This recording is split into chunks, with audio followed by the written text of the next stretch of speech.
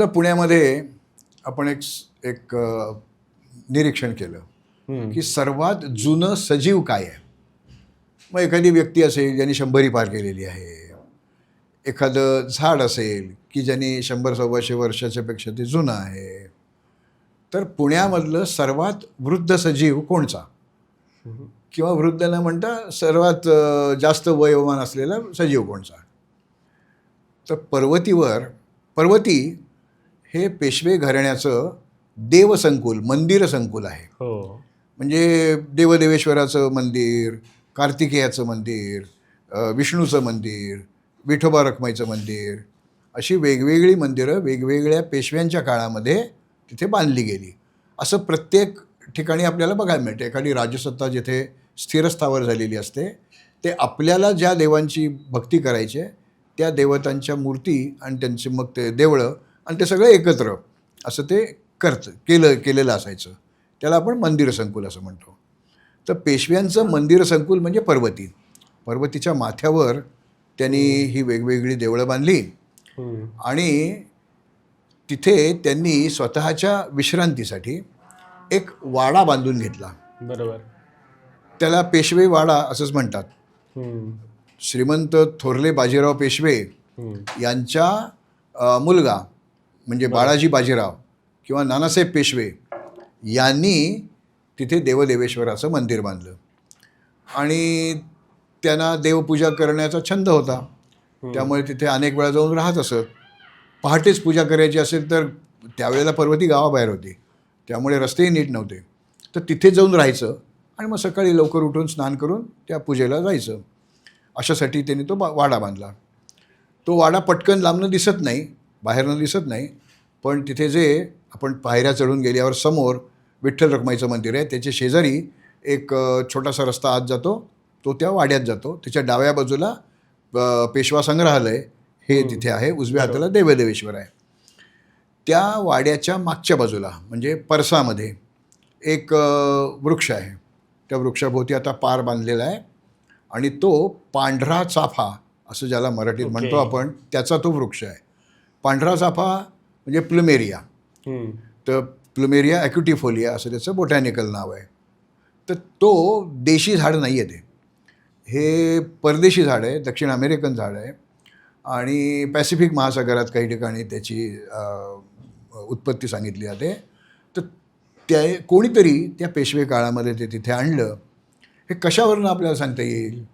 तर तिथे त्या पेशवे वाड्यामध्येच एक फोटो आहे. 1882चा तो फोटो आहे आणि त्याच्यामध्ये झाडाची जी उंची आहे त्या उंचीपेक्षा जेमतेम 1 मीटर एवढीच उंची आत्ता वाढलेली आहे. मग 1 मीटर वाढायला आता 2026 आहे, 1882 ते 2026 या एवढ्या वर्षात त्याची उंची काय 1.5 मीटर वाढली असेल. तर ही एवढी उंची वाढायला किती लागेल असं उलटं गणित केलं की ते साधारणपणे 300 ते 350 वर्षापूर्वी ते झाड इथे लावलं गेलं असलं पाहिजे. सुदैवाने त्याला पाणी बिणी घातलं गेलं आणि ते वाढत गेलं आणि ते तोडलं नाही गेलं कधी. त्याची गंमत दुसरी अशी आहे की हे परदेशी झाड आहे, त्यामुळे त्याचं परागीभवन करणारे कीटक आपल्याकडे नाही आहेत. त्यामुळे पांढऱ्या चाफ्याला दरवर्षी हजारो फुलं येतात. प्रत्येक झाडाला हजारो फुलं येतात. ती फुलं खाली टपकन पडतात, पण कुठल्याही झाडाला तुम्ही कधी फळ किंवा शेंग आलेली दिसत नाही. ते अपोसायनासी नावाच्या कुळातलं ते झाड आहे. तर त्याला 2 शेंगा येतात. नेहमी ज्या येतात त्या दुक्कल येते शेंगांची. पण तुम्ही जर 1 अब्ज फुलं पाहिलीत तर एखाद्या फुलापासून शेंग झालेली आपल्याला दिसेल, पण ते नाहीच. म्हणजे 1 अब्ज मी फार कमी सांगतोय. अमाप प्रमाणामध्ये फुलं जरी येत असली तरी आपल्याकडे फलीभवन होत नाही, कारण त्याचे पॉलिनेटिंग इन्सेक्ट्स आपल्याकडे नाही आहेत. पण या झाडाचं दुसरं वैशिष्ट्य असं की ज्या ठिकाणी डोंगरमाथा आहे, तिथे पाण्याची कुठलीही सोय नाही, पाणी वाहून येतं आहे आणि त्या झाडाला मिळतं आहे अशीही व्यवस्था नाही. त्या ठिकाणी सुद्धा बंबाळ्या डोंगरांवर देखील या चाफ्याची फांदी कापली आणि तिथे नेऊन लावली. पहिले एक 8-15 दिवस, महिनाभर पाणी घातलं, तर नंतर त्याला पाणी घातलं नाही तरी पावसाळ्यात जे काय 4 महिने पाणी पडतं पावसाचं तेवढं त्याला वर्षभरासाठी पुरतं आणि कोणत्याही झाडाचं पाणी तोडलं की त्याला फुलं येतात. हां, ते झाड घाबरतं. पुनरुत्पादनाचा अवयव फूल हा. तर ते खूप फुलं तयार करतं. म्हणून त्याला उन्हाळ्यातच फुलं आपल्याला आलेली दिसतात. ज्या मूळ देशातनं तो आला आहे तिथे काही मेमध्ये फुलं येतात असं नाही. तिथल्या उन्हाळ्यामध्ये त्याला फुलं येतील. तर कुठचीही काळजी न घेता वाढू शकणारं आणि ज्याची फुलं खाली पडल्यानंतर देखील ताजी टवटवीत राहतात असं ते झाड आहे. आपल्याकडे बहुतेक डोंगर माथ्यांवर शंकराची देवळं आहेत आणि शंकराला पांढऱ्या रंगाची फुलं प्रिय आहेत असं म्हटलं जातं. त्यामुळे हे पांढऱ्या चाफ्याची फुलं त्याला व्हायची म्हणून शंकराची देवळं जिथे आहेत तिथे हे पांढरा चाफा लावला जातो.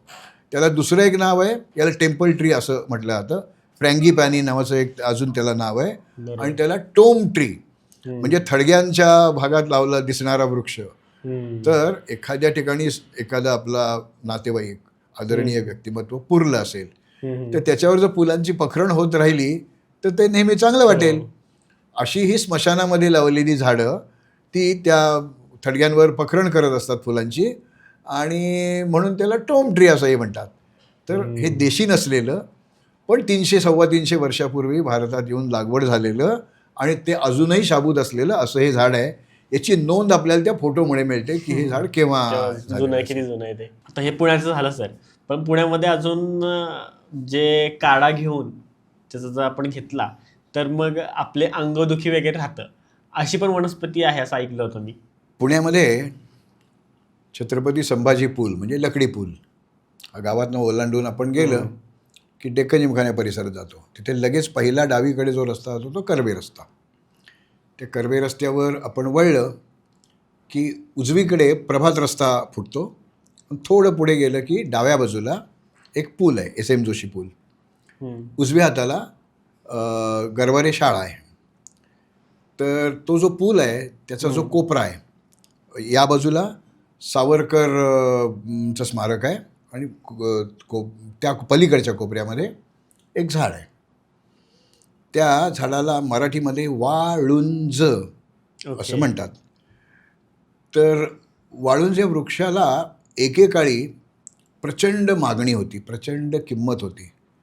निसर्गतः पाणथळ जागी किंवा जिथे पाणी जवळ आहे अशा जागी हा वाढणारा वृक्ष आहे. त्याचं वनस्पतीशास्त्रीय नाव आहे सॅलिक्स टेट्रास्पर्मा. सॅली म्हणजे पाणी, पाण्याजवळ वाढणारा सॅलिक्स. टेट्रास्पर्मा, टेट्रा म्हणजे 4, स्पर्मा म्हणजे सीड, ज्याच्या फळामध्ये 4 बिया असतात असं पाण्याजवळ वाढणारं झाड असं त्याचं बोटॅनिकल नाव आहे. सोपं असतं, बोटॅनिकल नावही खूप सोपी असतात. तुम्ही सांगितलं सोपं वाटतं आम्हाला, आधी कच्चे वाटतं. मराठी नावं जरा अवघड असतात. वाळुंज. तर वाळुंज झाड वृक्ष आहे.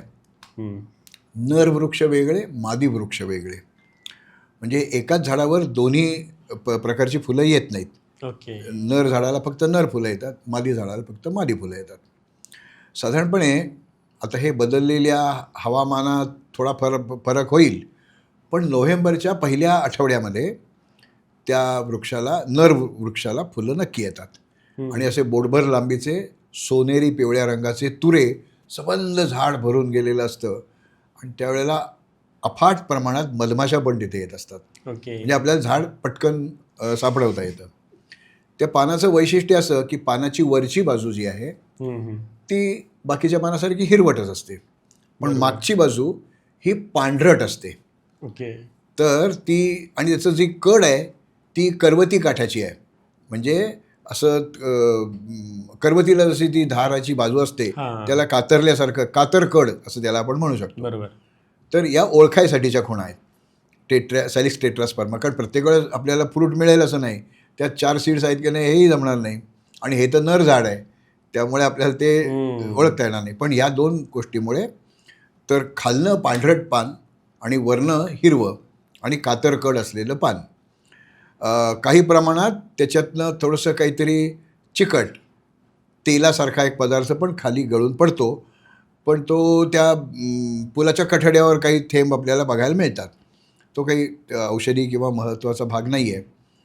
पण एकेकाळी ज्या वेळेला कारखान्यामध्ये औषधं तयार होत सिंथेटिक औषधं मिळत नव्हती त्यावेळी या वृक्षाची थोडी साल काढायची. ती त्या वैदूंना कळायचं किती साल काढायचे किती नाही काढायची. ती ठेचायची किंवा तुकडे करायचे, पाण्यामध्ये टाकायचे आणि ते पाणी उकळवायचं. थोडक्यात त्या सालीचा काढा तयार करायचा. बरोबर. आणि अंगदुखी, डोकेदुखी, ताप जर आलेला असेल तर तो काढा प्यायचा की गुण येतो. आता हे झाडाची साल काढली की झाड मरू शकतं. सगळी साल काढली तर झाड मरून जाईल. म्हणून ते तारतम्य बघूनच ते काढावे लागते साल. आणि तरीसुद्धा काही दिवसांनी ते वृक्ष मरू शकतो. मग हे आपल्याला कृत्रिमरित्या तयार करता येईल का? त्यात जो थेराप्युटिक एजंट म्हणजे ॲक्टिव्ह प्रिन्सिपल म्हणजे औषधी गुणद्रव्य काय आहे, कोणत्या रसायनाचं आहे, हे शास्त्रज्ञांनी शोधलं. त्यांना एक प्रकारचं ॲसिड मिळालं की जे ताप कमी करणं, अंगदुखी कमी करणं, डोकेदुखी कमी करणं यासाठी कारणीभूत ठरतं. तर मग त्या ॲसिडला काहीतरी नाव द्यायला पाहिजे ना. याचं नाव सॅलिक्स आहे, म्हणून त्या ॲसिडचं नाव सॅलिसिलिक ॲसिड असं केलं. आणि आज ते आता कारखान्यामध्ये तयार केलं जातं. त्यामुळे या वृक्षाची तशी गरज आता राहिली नाही. पण आज जी आपण वेगवेगळी वेदनाशामकं किंवा विशेष गंभीर नसलेला ताप बरं करण्यासाठी ज्या गोळ्या घेतो किंवा जी औषधं घेतो त्यात सॅलिसिलिक ॲसिड असतं. पण ते सॅलिसिलिक नाव कुठनं आलं तर सॅलिक्सवरनं आलं. सॅलिक्सचं महत्त्व काय तर त्यांनी आपल्याला सांगितलं की माझ्या काढ्याचं हे सगळं गुणधर्म मिळतील. तर या झाडाची नोंद 1826 फ्लोरा ऑफ बॉम्बे प्रेसिडेन्सी नावाचा 800 पानाचा एक व्हॉल्यूम असे 3 व्हॉल्यूम लिहिलेले आणि पुण्याच्या इंजिनिअरिंग कॉलेजचे प्राचार्य असणारे थिओडोर कुक.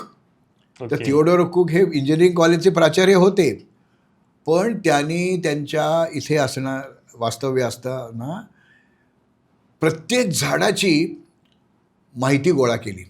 समजा एखादं झाड आहे त्याला केव्हा फुलं येतात, त्याला फळं केव्हा येतात, त्याचा स्थानिक लोक काही उपयोग करतात का, त्याची पानं केव्हा गळून पडतात, असं काय तुम्ही त्या झाडाबद्दलची सगळी माहिती लिहून काढली. आणि ती आमच्या वनस्पतीशास्त्राच्या पद्धतीने एका विशिष्ट पद्धतीने ते मांडली. त्याला आम्ही फ्लोरा असं म्हणतो. फ्लोरा म्हणजे तिथल्या वनस्पतींचा कोश. तर तो 3 व्हॉल्यूममध्ये म्हणजे 600-800 पानाचं एक व्हॉल्यूम असे 3 व्हॉल्यूम त्या थिओडोर कोकने लिहिले. त्यांचा पुतळा आहे इंजिनिअरिंग कॉलेजमध्ये. म्हणजे आमच्या वनस्पतीशास्त्र अभ्यासकांच्या दृष्टीने तो आमचा बाप माणूस आहे. तर त्यांनी या फ्लोरा बॉम्बे प्रेसिडेन्सीमध्ये पुण्यामध्ये लकडी पुलाच्या, त्यावेळी लकडी पूल नाव होतं, लकडी पुलाच्या पश्चिमेला लेफ्ट बँक म्हणजे नदी वाहते वाहते त्यावेळेला तोंड करायचं. मग डाव्या बाजूला असतो तो लेफ्ट बँक, उजव्या बाजूला असतो तो ती उजवा काठ. तर डाव्या तीरावर एकच झाड आहे ते सॅलिक्स टेट्रास्पर्माचं आहे. याची 1826ची नोंद आहे. म्हणजे 1826 ते 2025 ते झाड आहे. पण ते झाड नर आहे, म्हणजे त्याला मादी फुलं येणार नाहीत, त्यामुळे फुलं येणार नाहीत, बिया येणार नाहीत, तर त्याच्यापासून पुनरुत्पादन होणार नाही आहे. तर आपण पुणे जिल्हा सोडून सातारा जिल्ह्याकडे जायला लागलो की नीरा नदी आहे, ती सरहद्द आहे 2 जिल्ह्यांची. तर नीरा नदीच्या म्हणजे आपण त्या पुलावरून जाताना उजवीकडे सॅलिक्सची भरपूर झाडं आहेत. किंवा वाईला, धोम या ठिकाणी पण सॅलिक्सची, महाबळेश्वरला काही ठिकाणी सॅलिक्सची झाडं आहेत. तिथे नर मादी दोन्ही आहेत. पण गेले काय 50-55 वर्ष लोकांनी जो अभ्यास केला त्यांना कुणालाही तिथे त्याची छोटी रोपं मिळाली नाही आहेत. म्हणजे जर ते फलीभवन होत असेल तर या बिया पडून यायला पाहिजेत ना. बरोबर. इथे झाडं लावली आहेत, ती जगली आहेत, म्हणजे हे हवामान वाईट नाही आहे त्यांच्या दृष्टीने. मग ती नवीन झाडं का नाही मिळत नाही सांगता येत आम्हाला. पण आज परिस्थिती अशी आहे. आणि पुण्यातले परत इंजिनियर असणारे पण वनस्पतींची प्रचंड माहिती असणारे श्रीकांत इंगळहळ्ळीकर म्हणून एक आहेत, त्यांनी त्या झाडाचं कृत्रिम फलीभवन करायचा प्रयत्न केलेत. त्याला यश मिळालं तर सॅलिक्सची आणखीन प्रजा वाढू शकेल. आणि तराई हिमालय ज्याला आपण म्हणतो किंवा हिमालय संपल्यानंतर खालच्या त्याला मैदानी प्रदेशाच्या जवळचा भाग, तर पाकिस्तानमध्ये सियालकोट नावाचं एक गाव आहे. तिथे ही सॅलिक्सची झाडं खूप आहेत, वाळूंची झाडं खूप आहेत आणि त्याच्या बॅटी तयार करण्यासाठी वापर केला जातो. तर म्हणजे मला वाटतं वैभव सूर्यवंशी त्याचीच बॅट वापरत असला पाहिजे. तर असं हे खूप दुर्मिळ झाड आहे. तर मला तर नेहमी असं वाटतं पुण्यामध्ये किंवा कुठल्याही गावामध्ये अशी जर अगदी दुर्मिळ किंवा विशेष महत्त्वाची झाडं असतील, तर पुण्यामध्ये कसं आहे, जिथे एखादा थोर पुरुष काही वर्षांपूर्वी तिथे राहत होता, नामवंत माणूस आहे, तर त्याच्या घरावर एक नील फलक लावला जातो हो. आणि त्यांची स्मृतीचं पण जतन केली जाते. ते घर पाडून नंतर तिथे जरी पुनर्विकास झाला तरी ती पाटी असते. तसं या दुर्मिळ वृक्षांच्या गळ्यामध्ये नील फलकच्या ऐवजी हरित फलक लावले पाहिजेत. आणि हे झाड दुर्मिळ आहे, त्याचं वनस्पतीशास्त्रीय नाव, स्थानिक नाव आणि त्याचा उपयोग औषधी लिहायचा नाही. नाहीतर लोक त्याची सगळी साल ओरबडून नेतील, काही उपयोग होणार नाही. तर असं हे आपला हिरवा वारसा आहे. हा हरित वारसा जपावा आणि लोकांना तो कळावा म्हणून बरोबर. त्या वृक्षाच्या गळ्यात सहज वाचता येईल अशी जर पाटी लावली, अशा सगळ्याच, हां, तर जेवढे त्याचा आहेत खूप तेवढे. फायदा होईल. बरोबर. आणि आता पुण्याचं विद्यापीठाच्या इथे पण जे स्कॉलरीज हां. कुठं म्हणतात ना. पूर्वीचं पुणे विद्यापीठ, आता जो सावित्रीबाई फुले पुणे विद्यापीठ, त्याचं जे प्रचंड मोठं आवार आहे, हां हां तिकडे. त्या आवारात 90-95% जी झाडं आहेत ती उन्हाळ्यामध्ये त्याचे खराटे होतात. मला वाटतं तिथे विद्यार्थी जसे ज्या अवस्थेमध्ये असतात, परीक्षा आलेल्या असतात, त्यामुळे बहुतेक सगळं त्यांचं फ्रेशनेस संपलेला असतो त्यांचा, तसं त्या झाडांचं झालेलं असतं. तर ती सगळी पानगळीचं झाड आहे ते. तर त्या वृक्षाचं जर लाकूड आपण कापलं, तर त्याचं गाभ्याचं लाकूड आहे, त्याला आम्ही आमच्या वनस्पतीशास्त्राच्या भाषेमध्ये हार्टवूड असं म्हणतो. ते शिसवीच्या लाकडापेक्षा काळं असतं आणि म्हणून त्याचं नाव दाल्बर्जिया मेलॅनाक्झिलॉन. दाल्बर्जिया म्हणजे शिसव आणि शिसवीच्या जातीतले दाल्बर्जिया. ओके. आणि मेलॅनिन म्हणजे काहीतरी कलर पिगमेंट, म्हणजे रंगीत काहीतरी, रंगीत म्हणजे कृष्णवर्णीय, चॉकलेटी किंवा अति अति हिरवं की ते काळपटच दिसतं, असं त्याला मेलॅनिन. झायलॉन म्हणजे वूड, म्हणजे खोड किंवा काष्ठ. तर याचं झाड कापल्यानंतर गाभ्याचं लाकूड काळं ठिक्कर असतं, हे याचं वैशिष्ट्य. ओके. आणि ते देशी झाड नाही आहे. ते ब्रिटिशांनी ज्या वेळेला इथे आत्ता जी विद्यापीठाची मुख्य इमारत आहे, जी आता संरक्षित वास्तू आहे, त्याला आपल्या इंग्लंडमधल्या सारखा आजूबाजूला फ्लोरा असेल, झाडं असतील, तर त्यांना ते आपल्या देशात गेल्यासारखं वाटेल. बरोबर. म्हणून त्यांनी मुद्दाम हे झाडाची इथे लागवड केली. हे मुळातलं आफ्रिकन झाड आहे, पण आपल्याकडे जसं शिसव येतं तसं आफ्रिकेतला शिसव असं आपण म्हणू. तर ते झाड इथे लावलं आणि त्याचा साधर्म्य इंग्लंडमध्ये ज्या प्रकारच्या वनस्पती दिसतं त्याच्यासारखं दिसतं, म्हणून त्यांनी ते त्या मुख्य विद्यापीठाच्या, म्हणजे मुख्य त्यांच्या राजनिवासाच्या इमारतीभोवती लावलं. ते पसरत गेलं. तर ते आता म्हणजे पाहुणे म्हणून आले आणि इथलेच झाले, असं जे पुण्यातली झाडं आहेत त्यातलं मगाशी आपण तो पांढरा चाफा बघितला, पण वाळूज मात्र देशी झाड आहे आणि हे असं परदेशी झाड येऊन स्थायिक झालं आहे. ही त्याच्या हार्टवूड हीच त्याची गंमत आहे. पण याचा अर्थ प्रत्येक झाड कापू नये, कुठेतरी एक लावावं किंवा हे असं दिसतं